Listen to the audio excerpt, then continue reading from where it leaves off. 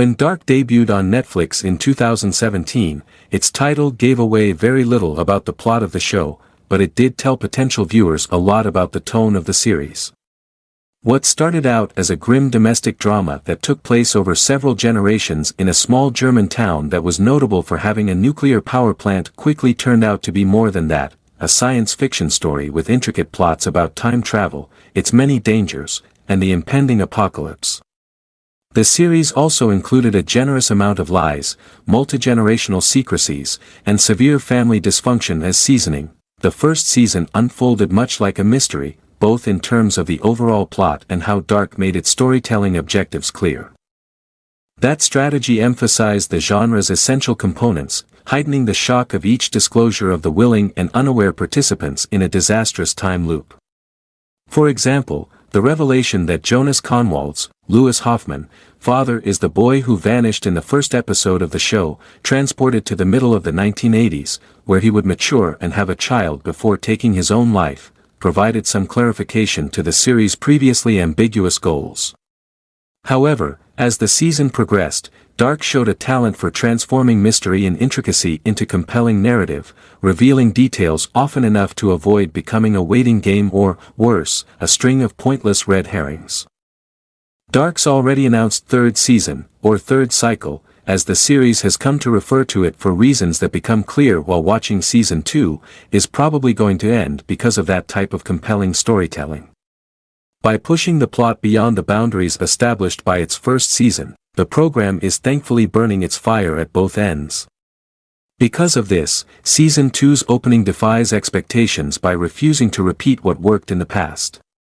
Baron Bo Oder and Jansch Fries, the show's creators, start season 2 by surprisingly abandoning the idea of a multi-generational mystery and instead starting the process of transitioning into a different kind of deliberateness that doesn't obfuscate so much.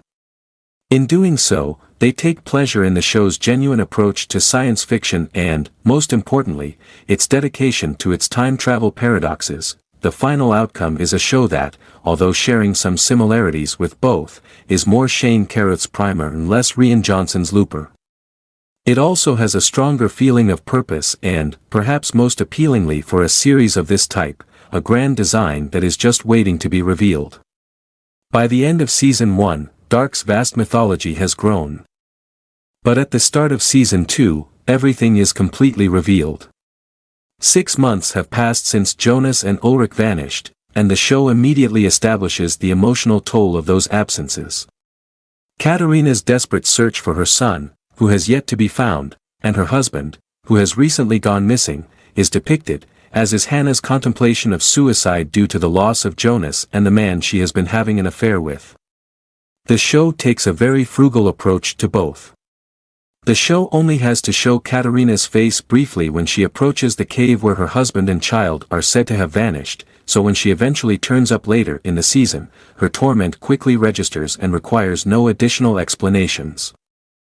Hannah and Katarina and Ulrich's other 2 children, Martha, Lisa Vicari, and Magnus, Moritz John, are treated in a refreshingly different way in the series.